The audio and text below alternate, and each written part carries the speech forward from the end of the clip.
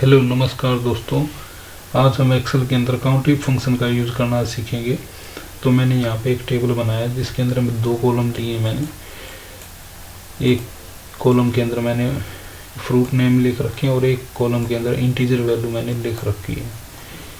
तो इसका यूज़ करके देखते हैं कि काउंटिव फंक्शन को इस टेबल के ऊपर कैसे इम्प्लीमेंट करते हैं। तो सबसे पहले यहाँ पे एक फार्मूला मैंने लिखा is equal to countif A2 A5। It means ये मैंने यहाँ पे इम्प्लीमेंट कर रखा है फार्मूला A2 से लेके A5 तक।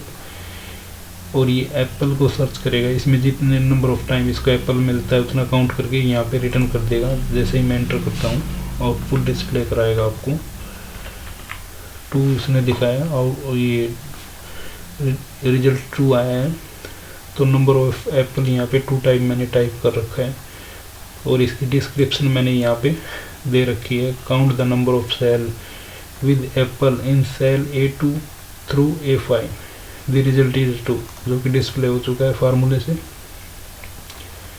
फिर उसके बाद ये फार्मूला मैंने लगाया यहाँ पे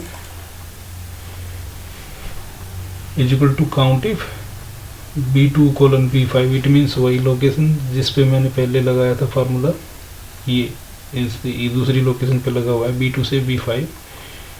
नॉट इक्वल टू एंड का सिंबल लगा के मैंने लिख रखा है B4 कौन सा एड्रेस है, ये एड्रेस।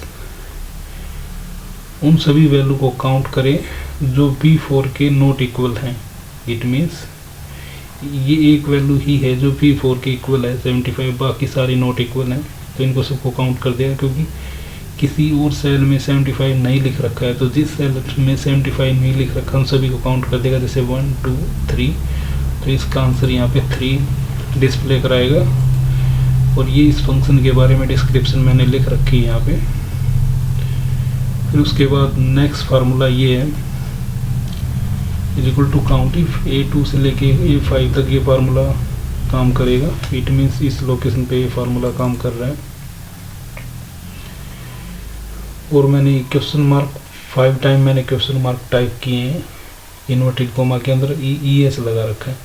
इट मीन्स वो नंबर ऑफ 7 कैरेक्टर वाले वर्ड को सेलेक्ट करेगा और जिसकी एंडिंग ES के साथ हो रही है। इट मीन्स अब वो क्या डिस्प्ले करेगा, ऑरेंज और पीचेस, इनको मतलब काउंट करके बताएगा।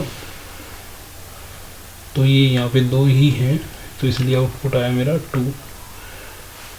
Count the number of cell that have exactly 7 characters that end with ES in the A2 through A5 cell।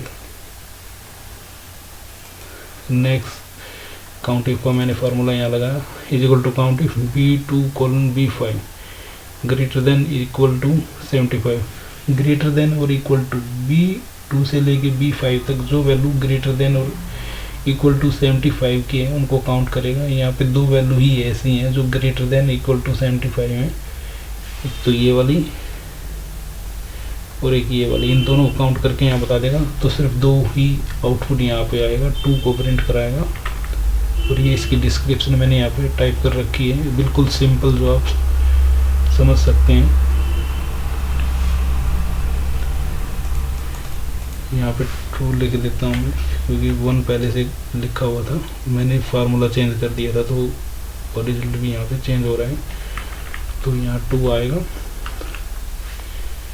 Count the number of, अब यहाँ पे देखते क्या करता है।